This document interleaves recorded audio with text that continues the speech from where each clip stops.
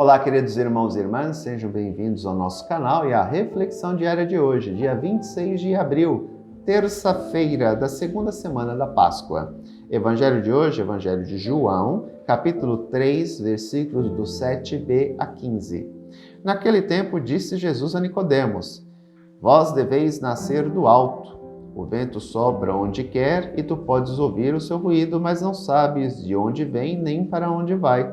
Assim acontece a todo aquele que nasceu do Espírito. Nicodemos perguntou: Como é que isso pode acontecer? Respondeu-lhe Jesus: Tu és mestre em Israel e não sabes essas coisas? Em verdade te digo. Nós falamos daquilo que sabemos e damos testemunho daquilo que temos visto, mas vós não aceitais o nosso testemunho. Se não acreditais quando vos falo das coisas da terra, como acreditareis se vos falar das coisas do céu? E ninguém subiu ao céu a não ser aquele que desceu do céu, o Filho do Homem. Do mesmo modo, como Moisés levantou a serpente no deserto, assim é necessário que o Filho do Homem seja levantado, para que todos os que nele crerem tenham a vida eterna. O diálogo entre Jesus e Nicodemos é um diálogo extremamente importante, porque há aspectos filosóficos e teológicos embutidos nas declarações ou nas falas de Jesus. A primeira é do nascer do alto, ou seja, do Espírito. Até então, a importância que se dava era ao material, e aqui a gente vê a regressão da humanidade, somente de uma parcela da população, que se apega somente aos aspectos materiais. Não se acreditava em vida após morte naquele tempo. Havia a corrente dos fariseus que acreditavam, mas a corrente maior era dos saduceus, os sacerdotes do templo, que não acreditavam em vida após morte. Eles acreditavam que nós continuávamos nesse mundo através dos nossos descendentes. Nossos filhos, netos, bisnetos, tataranetos e aí vai. Os fariseus é que irão iniciar a cultura da crença da ressurreição. Isso foi importado da Babilônia. Quando o povo vai cativo para a Babilônia, na grande diáspora, grande saída, na grande caminhada para a Babilônia, depois da queda de Jerusalém, 587 a.C., quando as autoridades religiosas e a elite israelita, ou judaica, melhor dizendo, vai cativa para a Babilônia, para o exílio da Babilônia, lá eles entram em contato com a cultura suméria, com a religião suméria, e lá se acreditava em vida após morte. Quando o povo retorna, principalmente as autoridades religiosas, eles acampam a ideia da ressurreição. E isso entra na cultura judaica. Até então, isso não existia. Como eu falei, a cultura criada, a visão religiosa, era de que eu permanecia nos meus descendentes. Tanto que quando Jesus falava de ressurreição para os seus discípulos, eles não entendiam o que Jesus queria dizer. Porque isso era uma visão mais da elite judaica, porque os fariseus falavam mais para as elites. Portanto, a questão do Espírito, por isso que Jesus fala, tu és mestre em Israel e não entende essas coisas, porque os fariseus entendiam a ressurreição.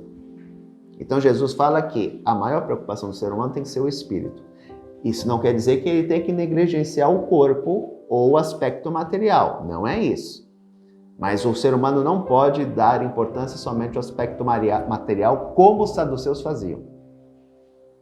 O ser humano é corpo, alma e espírito. Outro aspecto podemos destacar, por isso que ele fala de nasceu do Espírito. É ter uma vida espiritual e não se apegar somente a uma vida terrestre. E o outro aspecto é, Jesus se utiliza de um evento lá no livro dos Números, de Moisés, quando o povo se revolta contra Deus, como se revoltou diversas vezes, Deus enviou serpente que os picava.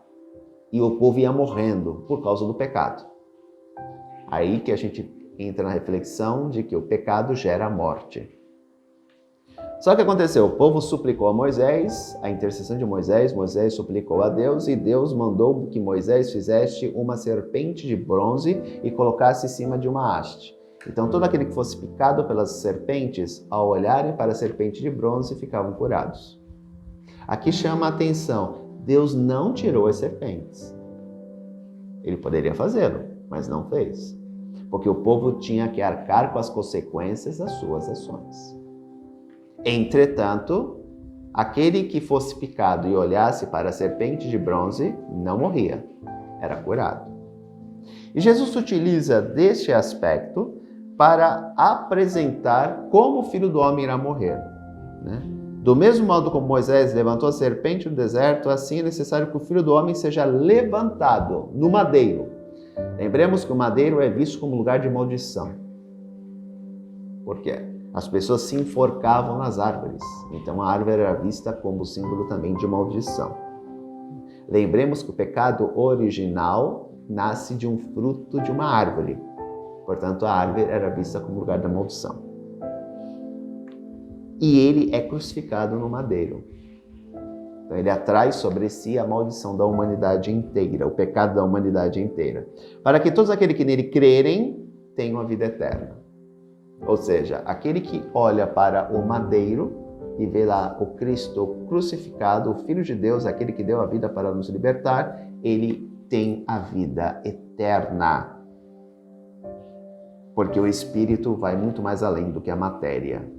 Então nós temos sempre que nos lembrar que a sociedade atual hoje é pautada pelo bem material, sobre a materialidade somente, negligenciando muitas vezes as emoções, o psicológico e negligenciando principalmente o espiritual. E eu volto à definição clássica de Paulo. O ser humano é soma. O ser humano é corpo, alma e espírito. E nós não podemos negligenciar nenhuma dessas três dimensões. Não podemos negligenciar o nosso corpo, não podemos negligenciar a nossa psique, a nossa alma, nosso psicológico, nosso emocional, e também não podemos negligenciar o nosso espírito. Se negligenciarmos qualquer uma dessas três dimensões, nós ficaremos doentes. Um grande abraço, até amanhã se Deus quiser, tchau.